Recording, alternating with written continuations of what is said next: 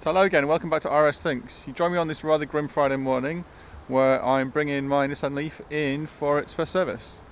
So I'm going to document the process, see what they update, but before I go in, let's just have a look at the version numbers, software version numbers of the head unit so we can see, if anything, what they update. I'm hoping for at least the maps, but as you may have seen on Facebook, there's been lots of information going around recently about the BMS update that Nissan are now acknowledging exists, but at the time of filming this, it's between 1 and 2 weeks away, according to an email that I saw on the website that had been sent from Nissan to somebody on Facebook. So let's see if they do that. So here are the all-important version numbers of the current software firmware that's on the car. There are 2 pages of this information. You can access this by pressing the audio off, the map button 3 times, the audio button on twice, and then the map button again once. There are various videos about this. At the very least, what I'm expecting to be updated here would be the map version for the satnav, because Nissan supposedly give you 3 years worth of updates when you purchase the car, and this is something that only the dealer can do, so this is not something that's a user upgradable part. This would be by them removing the SD card and I imagine reflashing with new software that's coded to the car. The maps do not work in other cars, so you can't swap and change them around. So hi again, I've just picked the car up and I've just pulled around the corner into the home-based car park just so I can just film this little segment here to tell you what they've done and what they haven't done actually. So it's a minor service, as I said before, so they've stamped the service book there. They've also given me lots of paperwork. First piece of paperwork says I put an air filter, they've filled the screen wash, and they've used brake cleaner on the car as well. I did mention in the previous segment about wanting map updates. Now I've been led to believe that map updates are free, but according to them it's £360 plus VAT, and it's all based around your VIN number.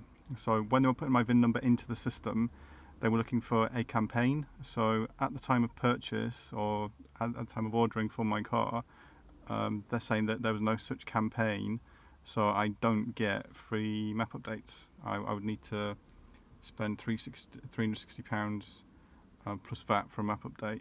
Now I'm not too fussed about that because I use Google Maps anyway, and Google Maps is always going to be more up to date than any satnav out there, so I'm not too fussed on that. It was more for like resale value, just to say that the maps are updated, because you can't say that everyone's going to use Google Maps, but never mind. Then there was the health check that they've done, so they've gone through various bits and pieces with ticks and things. There's tyre pressures, tread depth, things like that, which is standard. And then there's the battery information sheet, which is just saying what kind of condition the battery's in. So obviously we haven't lost any bars yet, and they're saying that the scores are very high and very good for battery based, or for charging and both for driving. So there's no issues there either. When you service at the main dealer as well, you also renew your breakdown cover with the RAC. So there's just another sheet that I've got there just to say that that's all up to date for another 12 months as well. So I'm covered until the 6th of Feb 2021. So that's the date I got my car. I've actually serviced it a little bit earlier, but that's all fine. So let's have a look at the head unit now, and then just see if they have actually updated anything. Go into the system, so make sure audio is off, and then 3 times on the map, twice on the audio, and once on the map again. You go into the diagnostic menu. Now use that with care. It may be possible to actually break things in here, so don't do this if you don't know what you're doing. So we'll go down to version informations. Now I'm checking these against my phone. I took a picture of these on my phone. I can't see anything so far that's changed in there at all. No, it's the first screen. Check the second screen. That's all the same.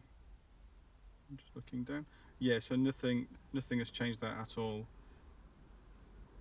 when I dropped the car off, I did mention about the BMS update that I've seen on Facebook, and they said that if there are any updates in the system for anything, it's all based on VIN number. So when they checked, there wasn't any updates to be applied to the car at all, whether that's for safety recall, software, firmware, whatever. There wasn't anything there. So they did say that I could phone back at any time, and I just give them the VIN number, and then they can check the system to see if there are any updates. But they said if there are any major ones, that I should be contacted by Nissan for those.